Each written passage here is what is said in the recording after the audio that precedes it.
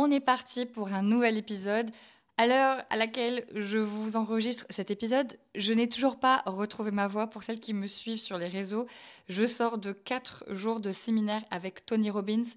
Je n'ai jamais autant crié, mais pas crié en mode wouh wouh. Ce séminaire s'appelle Unleash the Power Within.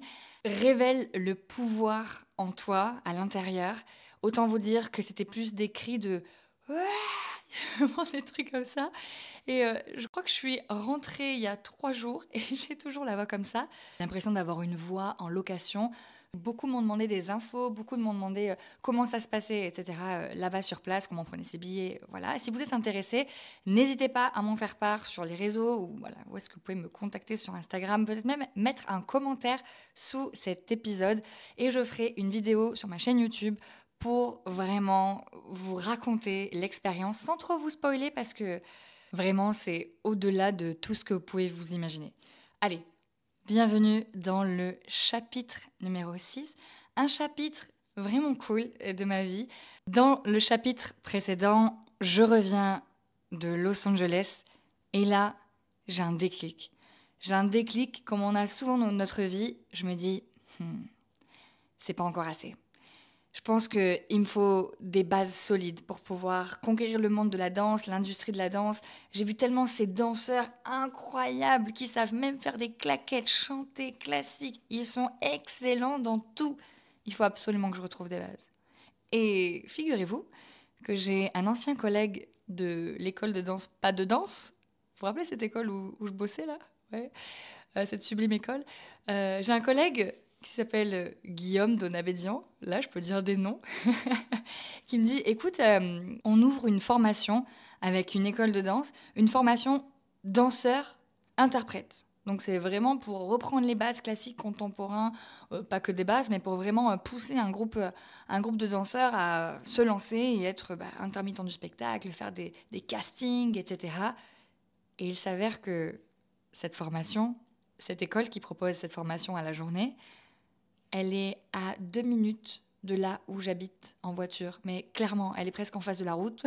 C'est juste ouf, puisque du coup, j'avais rencontré quelqu'un, je vous avais dit avant de partir à Los Angeles, on a emménagé ensemble. Et là où il habitait, Catalogue Ikea, c'était en face de la formation où je devais aller. En tout cas, je signe direct, je dis mais non mais j'ai trop envie, c'est trop ouf, c'est exactement ce qu'il me fallait. Vous voyez, il y a vraiment, vous allez voir tout au long de ces chapitres, il y a une notion de quand c'est fait pour toi, quand t'es aligné, la vie, elle te donnera les choses. Des fois, on a tellement peur, on passe pas à l'action parce qu'on a peur de manquer, on a peur de pas être assez, on a peur. Mais en fait, si on a confiance en la vie, si on a le cœur ouvert et si on sait exactement cette graine-là, ce pourquoi, vous voyez ce truc-là planté dans le cœur, si on a assez confiance en la vie, tout se met sur notre chemin pour une raison et tout se met à conspérer pour aller vers cet objectif. Mais c'était pas tout. Il fallait quand même que je me sente remplie. On dit en anglais fulfill. Je vais faire beaucoup d'anglicisme, plus que d'habitude, vu que là que je sors du truc où j'ai parlé en anglais pendant 7 jours. Il y a vraiment ce truc où tu te sens complète, où tu te sens entière. Tu vois ce que je veux dire? Il me manquait ça. Et je me suis dit, mais attends, je sais pas combien d'élèves qui attendent qu'une chose, c'est que je monte mon école. Comment on fait? Par où? Comment? Quelle mairie? Pourquoi? C'est parti. Je me lance dans l'ouverture de mon école de danse. Alors, c'est un peu moins sexy de dire association sous loi 1941. 1901 Putain, 1941. Association sous loi 1901. C'était pas considéré comme une asso. Je me considérais comme une école de danse. Bien que j'étais dans des murs prêtés par la mairie et ça n'a pas été une mince affaire. J'ai monté en 2 secondes une équipe de folie. Mon amie Elodie, que je remercierai jamais assez, qui est devenue trésorière. Mon amie Valérie, qui est devenue présidente. Vraiment, j'ai eu des amis qui sont plus âgés que moi, qui me soutenaient, mais vraiment, qui croyaient en mon projet, qui m'ont dit « Ok, on te suit ». Je monte mon équipe au sol, je prends rendez-vous avec toutes les personnes de la mairie de Vitrolles susceptibles de m'ouvrir des portes, de me dire oui, j'arrive le cœur ouvert avec mes rêves, avec ma niaque, avec mon... Et là on me répond, mais vous êtes qui en fait? Mais vous comprenez pas, j'ai des rêves, il y a des élèves qui attendent, il y a plein de gens. Mais vous habitez même pas à Vitrolles. Mais si, regardez, il y a des gens de mon équipe là, qui habitent à Vitrolles. Vraiment, il y avait ce truc. Quand j'avais la vingtaine, je l'ai encore aujourd'hui, et je sais que c'est en train de s'assagir, de s'ancrer, de devenir beaucoup plus puissant et incarné. Et quand j'avais la vingtaine, j'étais vraiment l'hystéro-passionnée du village. Tu vois ce que je veux dire? Vraiment, moi, mais oui, vous pouvez pas comprendre. Et s'ajoute à ça un axe d'amélioration, un défaut, c'est que je ne supporte pas qu'on me dise non. Je ne supporte pas qu'on me dise ce n'est pas possible. Alors croyez-moi que quand on m'a dit non, j'ai retroussé mes manches. J'ai même eu des larmes qui ont coulé et j'ai dit s'il vous plaît, je ferai tout ce que vous voulez. Attention, on s'entend, hein, vous ne soyez pas les esprits mal placés. Hein. Je pense que ils ont voulu me donner une petite chance, ils m'ont donné une petite salle. Mais en attendant, le temps passait. Et beaucoup de mes anciens élèves qui voulaient reprendre avec moi avaient déjà trouvé des écoles parce qu'on était en septembre. Et en septembre, comme on l'est en ce moment, septembre 2025, aujourd'hui, c'est le moment où tout le monde choisit son école de danse, tout le monde sait où est-ce qu'il va passer l'année. Et donc, il y en avait de moins en moins qui attendaient parce que ils avaient vraiment envie de reprendre la danse et que mon projet, pour l'instant, il était un peu bancal. Je réussis quand même à avoir un créneau, 2 créneaux. On me dit de me rapprocher de d'autres assos. Mais moi, ce que je ne savais pas, c'est que les assos entre elles, c'est la guerre. De la belote au tricot, au club de handball, c'est la guerre. C'est à celui et celle qui étaient là depuis plus longtemps, les anciens combattants, les machins. Je ne connaissais pas ce monde-là. Et moi, j'arrive avec mon énergie de feu, mon sourire, mon cœur ouvert. Good morning, Baltimore, pour ceux qui ont la rêve de Hairspray, la comédie musicale. Vraiment, il y avait ce truc-là. Hey! Et tout le monde me regardait de travers, vraiment. J'ai quand même réussi à m'associer avec une autre association. Je crois qu'ils faisaient de la danse ou je sais pas quoi. Et en fait, eux, ils avaient des créneaux par la mairie parce qu'ils étaient implantés depuis extrêmement longtemps. Et ils m'ont proposé de me louer des créneaux, de me louer la salle. Donc moi, j'étais trop contente parce que pour 20 € de l'heure, je pouvais avoir des créneaux en plus. Donc c'était trop bien. Donc j'ai ouvert d'autres créneaux pour mes élèves, etc. On était du coup une vingtaine d'élèves, de plus petits jusqu'à adultes, même les Zumba. Allez, une trentaine on était. Jusqu'au jour où je reçois un coup de fil de la mairie qui me dit « Excusez-moi, j'ai une question. Comment vous en êtes sortis du coup? Comment ça marche la collaboration avec un tel ?» Je ne me rappelle même plus le nom de la personne. Comment ça marche? Et je dis, c'est trop bien parce que du coup, je loue la salle pour 20 €. Et la personne au téléphone, elle me dit, venez dans mon bureau tout de suite. Je vous attends aujourd'hui. Je veux vous voir dans mon bureau. En fait, le gars est en train de me louer des salles qu'il avait gratuitement en tant qu'association à but non lucratif. Et moi, j'étais tellement contente. Résultat, la mairie était tellement vénère contre lui qu'ils m'ont donné d'autres créneaux. Et c'est comme ça que Première Impression est née. J'ai passé une année extraordinaire dans des locaux, des fois datant de 1901 justement, mais c'était génial. Il y a de plus en plus d'élèves qui étaient là avec moi. Et il y a une chose que je vous ai pas dit, c'est que une fois que je réussis à avoir tous mes créneaux, je suis fière, vous pouvez pas vous imaginer l'accomplissement. Ça y est, j'ai ma propre école, j'ai mon propre association, j'ai mon propre truc à moi. Fini. Les faits comme ceci, t'es trop comme ça, nanani, nanana, les pressions, c'est fini tout ça. Un soir, je rentre chez moi, je fais à manger comme d'habitude avec mon ex-conjoint, et d'un coup, je l'entends venir vers moi et il me dit, il y a une voiture qui brûle. Je lui dis, mais qu'est-ce que tu racontes? Enfin, n'importe quoi et tout. Il me dit, je te dis qu'il y a une voiture qui brûle, reste là, on habite dans des bâtiments, je vais voir ce qui se passe. Et là, il descend, il remonte pas pendant, je pense, 30 minutes, 40 minutes, 50 minutes. Il remonte et mon gars me fait, il me faut ta carte grise. Et là, je fais, c'est une blague. Non, mais tu me fais une blague. Il me dit, non, je vois à sa tête, il me dit, non, je te fais pas une blague, c'est ta voiture qui a brûlé. Vous imaginez tout ce qui peut... Enfin, je sais même pas comment expliquer. C'est impossible. Pour moi, c'était un rêve et c'était impossible. Donc, je descends. Effectivement, je vois ma voiture calcinée. Les voisins qui sont tous là en train de parler les uns avec les autres. Cacaki, cacaka, cacaka. C'était la nuit. Cacaka, cacaka, cacaka. À un moment donné, je dis, vous savez quoi, je rentre en fait. Je les ai laissés parler entre eux. C'était vraiment cancan de voisinage. Ça m'intéressait pas. Et j'étais pas... Enfin, j'avais pas envie de parler. Voilà. Il y en a juste une qui me rattrape, qui me dit, vous savez, moi, j'étais à ma fenêtre et... j'ai vu une voiture comme ci, comme ça, partir. Ah! Il s'avère que je connais quelqu'un qui a une voiture comme ci, comme ça, partir. On va dire que, sans donner de nom accusé, parce que je veux absolument pas être attaquée en diffamation, c'est une des personnes que vous pouvez imaginer des anciennes écoles dans lesquelles je travaillais qui avait une voiture comme ci, comme ça. Pour vous dire à quel point ces gens étaient tordus, ces gens étaient malsains et toxiques. Donc j'en ai pas eu la preuve par moi-même, mais on va dire que par des relations qu'on a en commun, j'ai appris qu'il s'est avéré que c'était vrai. Vous imaginez, je suis rentrée dans un monde de gangsters. Et les gars, vous avez une école de danse. Même au World Trade Center, il doit se passer des choses. Bon, j'allais dire, il doit pas se passer des choses comme ça, mais il doit se passer des dingueries pareilles. Mais, juste, c'est que de la danse. Respirez, respirez. Oui, d'accord, c'est comme ça que tu manges le soir, mais, de toute façon, ce podcast, il est là pour remettre les clowns dans leur cirque. C'est exactement ce que Agathe de Femme Puissante, Agathe de Power, elle dit toujours, et que j'adore cette expression. Si j'ouvre aussi ma voix, c'est parce que je sais qu'il y a des gens qui reconnaîtront de qui je parle, je sais qu'il y a des gens qui se reconnaîtront même, d'autres qui feront des dénis. Et mon but, c'est vraiment de remettre ces putains de clowns dans leur cirque, parce que j'ai jamais rien dit. J'ai jamais rien dit.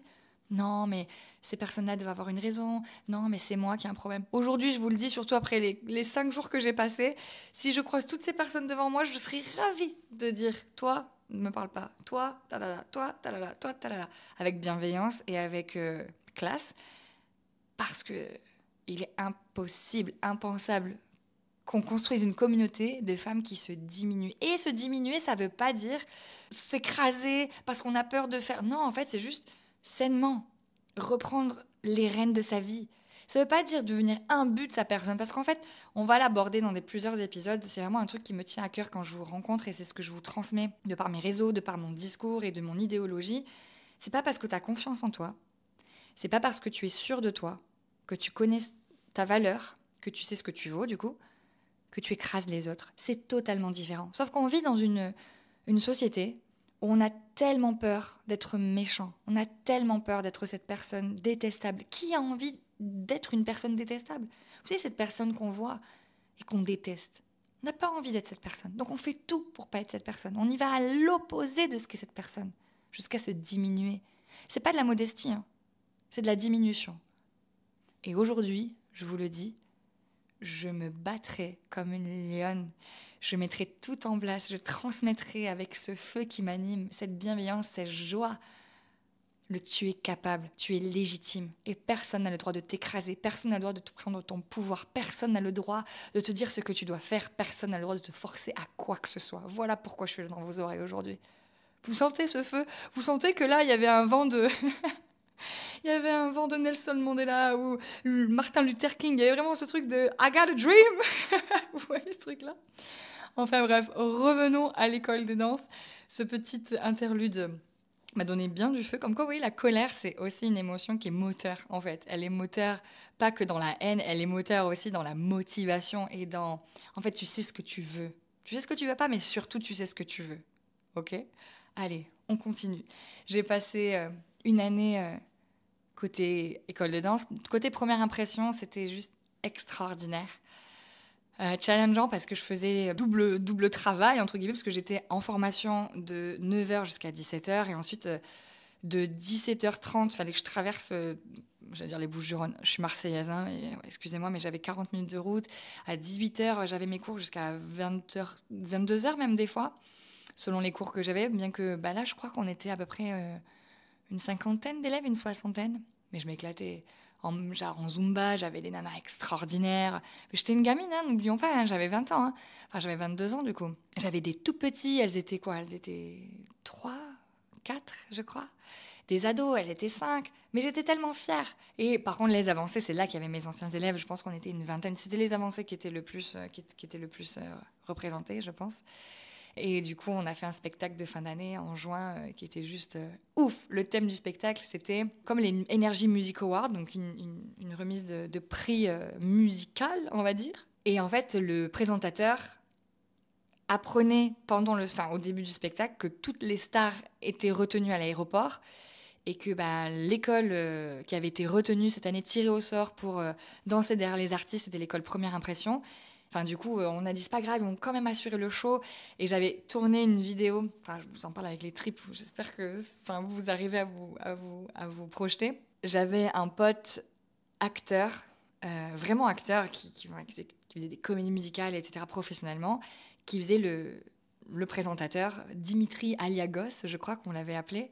Et on avait tourné une vidéo en amont. Il arrivait en voiture avec un chauffeur. Et nous, moi, je faisais la presse qui l'interviewe. Il mettait ses lunettes. Il disait non, laissez-moi et tout. Et en fait, la vidéo qui était projetée au début du spectacle, c'était cette vidéo-là. Et quand dans la vidéo, il ouvre la porte, il ouvrait vraiment la porte de la salle. Et donc, c'était trop cool. Les parents étaient... c'était vraiment... Il y avait tout un concept. Tout le monde a joué le jeu. Mes élèves étaient... je vous en parlais dans la deuxième partie, dans la deuxième année de première impression. Mais première année, mes élèves étaient déjà hyper, hyper investis. Mais tout le monde l'était, même les parents. Voilà. Bref, vous sentez dans ma voix que c'était juste extraordinaire. Et côté formation de danseur, ça a été très, très, très challengeant. Moi, j'ai toujours boudé le classique. Je suis arrivée dans cette formation-là, la prof de classique, elle m'a regardée de haut en bas. J'étais habillée en chaussettes, survêtes, absolument pas de demi-pointe, absolument pas de collant, absolument pas tout ça. J'avais pas bien les bases. J'étais pas, c'était pas gégène, comme on dit. En hip-hop, ça va, mais le prof avait un style particulier. En fait, je me sentais... On n'était que 5. Alors, on n'était que 5 dans cette formation. Donc, c'est cool parce que le focus des profs était vraiment sur nous. Jazz, contemporain, classique. Self-défense, on avait. Expérimental, ouais. Hip-hop. Et après, je ne sais plus si j'ai oublié quelque chose. C'était génial de ne pas être beaucoup parce que, très sincèrement, je me sentais comme la dernière roue du carrosse. Alors, j'allais dire, pas pour faire genre, je me plains. Mais à l'époque, je pense que j'avais une posture un peu... Pas de victime, c'est exactement ce dont je parlais avant, et c'est pour ça que j'en parle avec autant de puissance, autant de niaque, autant de passion. J'étais cette personne, et des fois je le suis encore, il y a encore des restes, je travaille tous les jours sur ça. Cette personne qui préfère se diminuer, cette personne qui préfère s'auto-saboter, s'auto-écraser, qu'on l'écrase, qu'on lui dise non, t'es pas... Voilà, plutôt que de prendre sa place, et plutôt de reconnaître ce qu'elle vaut. Donc à l'époque, je me sentais vraiment comme la dernière roue, une amie qui faisait du classique depuis longtemps, enfin... Tous les trimestres, on avait une évaluation et l'évolution du premier trimestre jusqu'au deuxième trimestre a déjà été fulgurante pour moi. C'était vraiment ouf. J'ai appris à aimer le classique. Moi qui aime bien la comédie, j'aime bien incarner. Alors là, c'est sûr que même aujourd'hui, j'adore le classique. Si vous me voyez dans un cours de classique, la manière dont je me place, la manière dont je me mets en place pour démarrer, on dirait que je suis Pietragala. On dirait que je vais envoyer un pas chassé, coupé devant, coupé derrière, cabriole, chat 4, chat 6, chat 8, chat 12. Et en fait, quand je commence, ça fait un peu l'effet qui se coule parce que en fait, je joue le jeu, quoi. Et j'adore ça. Tout ça pour vous dire que cette formation, elle m'a apporté énormément, surtout qu'elle était sur 2 ans. La deuxième année, c'est là où ma transformation a été la plus fulgurante. J'ai oublié de vous dire que chaque année, on avait un chorégraphe en résidence, on appelle ça. Donc pendant quelques mois, tu as un chorégraphe qui vient et matin, midi et soir, après-midi du coup, tu n'as que des cours en immersion avec ce chorégraphe, des ateliers et pendant 3 mois, tu montes un spectacle. La chorégraphe de la première année est devenue un mentor. Elle avait cette vibes, elle avait cette énergie extraordinaire. Et ça a été une révélation. Cette résidence a été une révélation. Et dans tous ces cours ou tous ces ateliers, quelque chose de magique se produisait. Sans même parler, elle n'avait pas cette aura de dev perso. À la fin de chaque cours, il y avait un cocktail d'émotions exceptionnelles. On était tous très émus, il y en a qui pleuraient, même moi ça m'est arrivé de pleurer. On se prenait tous dans les bras, on se tapait dans les mains. Il y avait vraiment quelque chose, il y a une énergie qui émanait. Je pense que cette personne, elle a une vibe de chaman, quelque chose. Et lors de cette résidence, ça a été encore plus fulgurant pour moi. J'ai explosé en termes d'évolution. Et en fait, j'ai mis cette personne-là sur un piédestal. Je la considérais énormément. Et c'est l'erreur à faire. Si aujourd'hui, j'ai vraiment une leçon à tirer de tout ça, c'est que mettre les gens sur un piédestal, c'est pas sain. Tu peux forcément que être déçu à l'insu de cette personne-là. Pour l'instant, c'est pas un sujet que j'ai envie d'étaler, parce qu'on est déjà à 23 minutes d'épisode, mais c'est pas pour le temps que je dis ça. C'est vraiment parce que je respecte énormément cette femme. Ça a été vraiment très apprenant dans ma vie, autant positivement que dans les choses moins agréables. Et je pense que j'ai pas encore fait tout à fait mon deuil de cette personne que j'ai aimée énormément et avec qui j'étais énormément déçue. Et pour le respect voilà, de cette relation-là et tout, je pense que j'ai besoin plus de recul pour pouvoir vous en parler. Parce que là, je pense que... C'est pas que je veux réfléchir à comment vous en parler, mais il y a une attache émotionnelle pas forte, encore présente, tout simplement. En tout cas, sachez que la deuxième année a été extraordinaire. La deuxième année, chacun d'entre nous, donc il y a une première année qui est arrivée, donc on n'était plus tout seul, il y avait d'autres personnes qui sont arrivées, ce qui, vous imaginez, a perturbé l'équilibre des 5 personnes que nous étions. Et chaque deuxième année, donc les dernières années, on avait un professeur attitré pour nous suivre un petit peu plus. On devait présenter un solo concours. Moi, j'étais attitrée en jazz parce que je pense que c'était ce qui me correspondait le mieux à l'instant T. Et ma prof de jazz m'a poussée à créer un solo que j'adorais. Et aujourd'hui, je vous dis ça avec l'humilité la plus totale, c'est juste de la fierté. Quand je regarde ces vidéos, je me dis pas waouh, quel monstre, quelle bête de scène. Non, non, il y a vraiment beaucoup de progrès. Techniquement parlant, il y a des grosses lacunes, mais je suis super fière. Mais si je peux encore vous dire quelque chose, ouvrir un tiroir que j'ouvrirai plus grand plus tard, je pense qu'avec la danse, j'étais en train de poursuivre le rêve de quelqu'un d'autre, ou en tout cas, j'étais en train d'accomplir les projections que les autres avaient sur moi.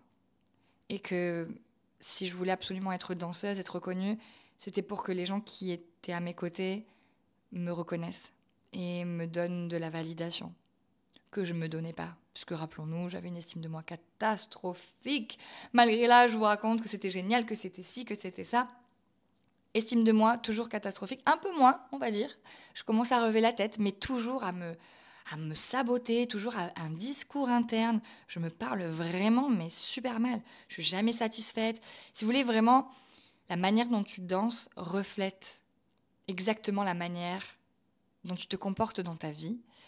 Ton corps parle et ton corps, la manière dont tu bouges ton corps, la manière dont tu fais tes mouvements avec ton corps, même dans la vie de tous les jours, reflète les blocages que tu as dans ta tête, reflète tes croyances limitantes et reflète tout ça. Et ça, je ne l'ai su que quelques années après, quand j'en ai fait ma méthode et que j'ai pu le vérifier. Mais à l'époque, vraiment, j'étais en colère contre mon corps. J'étais super en colère. Ma tête voulait ressembler, pour être aimée, maintenant je le sais, au meilleur. Je voulais pointer mon pied. C'est nul de dire pointer mon pied, c'est pas le truc extraordinaire.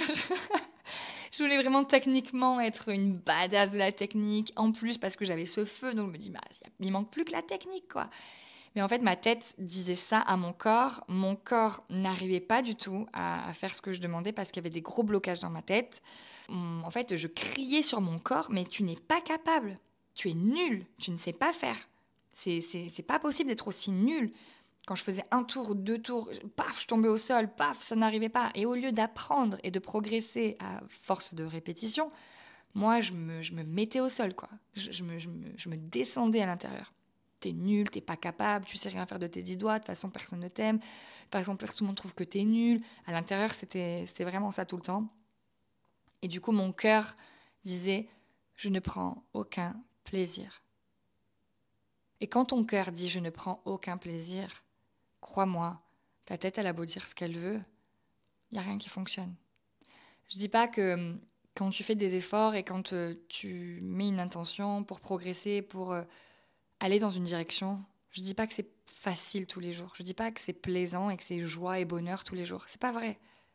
Par contre, si vraiment au fond de ton cœur, la raison pour laquelle tu le fais, la manière dont tu te traites, la manière dont tu te sens, et que ton cœur en plus de ça dit « je souffre », il faut revoir, il y a une couille dans le pâté, il faut revoir la mathématique. Là. Il y a une addition, il y a une virgule qui n'est pas à sa place, il y a un truc qui ne va pas.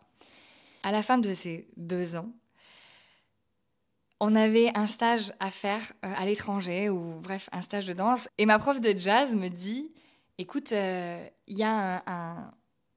Et ma prof de jazz me dit, écoute, il y a un stage de danse en Italie. Ça dure 1 semaine et à l'issue de ce stage, à la fin du stage, ils donnent des bourses pour des écoles supérieures. Ils donnent des entrées pour des castings, pour des choses. Tu devrais y aller, tu devrais le faire. Alors, ni l'un ni deux, me voici. embarquée pour l'Italie. Je reçois quand même un coup de fil quelques semaines avant. Et on me dit que finalement, ce n'est pas en Italie, que ça a été annulé et que ça se passe à Barcelone. Très bien. Alors j'irai à Barcelone.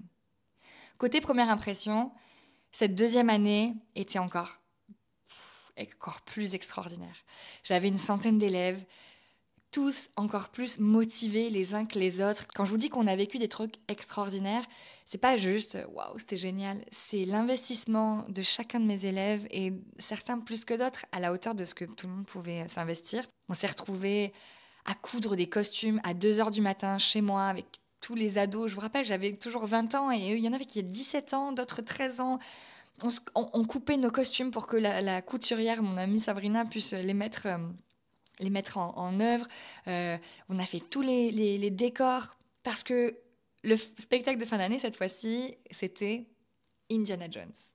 Indiana Jones qui est parti à la retraite et qui raconte ses aventures. Ses aventures en Inde, ses aventures à Tahiti, ses aventures en Chine, en Égypte et tutti quanti. Quand Milo fait un spectacle, Milo, mais pas genre deux pimpins au bout de la scène et on fait des chorégraphies, on salue, on s'en va. Non, non, non. Il y avait un acteur, Cédric, qui a fait Indiana Jones. On a enregistré en studio certaines voix. Mes élèves sont allés en studio pour faire les voix. Il y avait toute une histoire et vraiment tout un truc. Il y avait 800 personnes dans la salle au spectacle de fin d'année. C'était génial, c'était incroyable.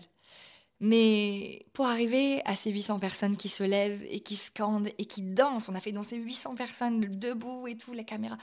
Enfin bref, et surtout en plus de mes élèves, j'ai eu des amis en or qui m'ont aidée. Mais j'ai surtout un ami, je ne sais pas s'il écoutera ce podcast, mais que j'aimerais remercier du fond du cœur, c'est Malcolm, qui a toujours été là et que j'ai rencontré à Disney.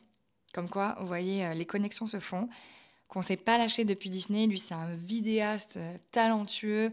Il est toujours sur des bons plans. C'est un organisateur de maître dans l'événementiel, que ce soit pour les mariages, que ce soit pour plein de choses. Et en fait, ce projet-là, il l'a porté aussi avec moi. Et je sais que j'ai pu le décevoir sur certains points parce que quand on est à fond dans son truc, il y a des moments, il y a des choses qu'on ne voit pas. Mais en tout cas, voilà, si Malcolm nous écoute, un grand merci à lui. Et je vous disais, pour arriver à ce résultat-là, pour arriver à cette foule de 800 personnes qui en exaltation pour ce spectacle, c'était juste dinguissime. Il faut comprendre qu'une semaine avant ce spectacle-là, j'ai perdu toutes les musiques du spectacle. On n'avait pas de costume, rien n'était prêt. Je me suis fait cambrioler, ma voiture est tombée en panne et est restée à Barcelone.